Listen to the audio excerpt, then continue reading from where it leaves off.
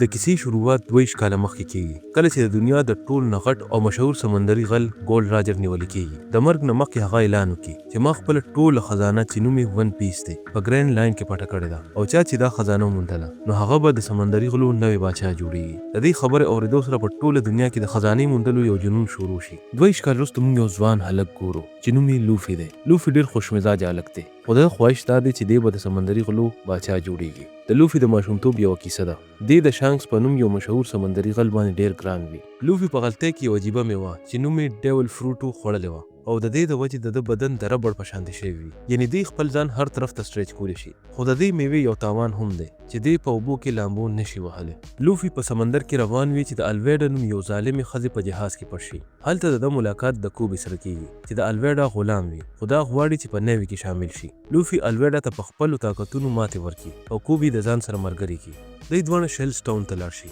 د دې لپاره چې د ګرینډ لاین نقشه راپټه کړي هلته لوفي د یو خطرناک توره وهونکي زورو سره ملو شي چې فوج نیولې وي لوفي دا فیصله وکړي چې زورو به د خپل ډلې ملګری جوړو په همدې وخت کې دغلته یو جینۍ هم وي او دا هم د نقشې غلا پسې راغلی وي د دې ښار مشر یو ظالم افسر کیپټن مارګن وي چې لاس یې د تبر نه جوړ وي لوفي زورو او نیمي په شریکه د مارګن او د هغه د فوج مقابله وکړي لوفي په خپلو ربړي حملو او زورو په خپلو تورو مارګن ته سخت شکست ورکړي په آخره کې لوفي د ګرینډ لاین نقشه ترلاسه کړي کوبه په ښار کې پاتې شي د دې لپاره چې په نیوي کې شامل شي او لوفي د زورو او نیمي سره په یو جهاز کې د خزانې په لور روان شي بل طرف ته یو غټ افسر کارپ ته خبر رسیږي چې نقشه پټه شوې ده او دی لوفي پسې روان شي کیسه په دې ختمیږي چې یو بل عجیبه غل بګي هم د نقشې په لټون کې وي اوس که دې ویډیو تاسو له مزه درکړې وي نو ضروري لایک کړئ او چینل هم سبسکرایب کړئ او د ون پیس دویم اپیسوډ هم ضرور وګورئ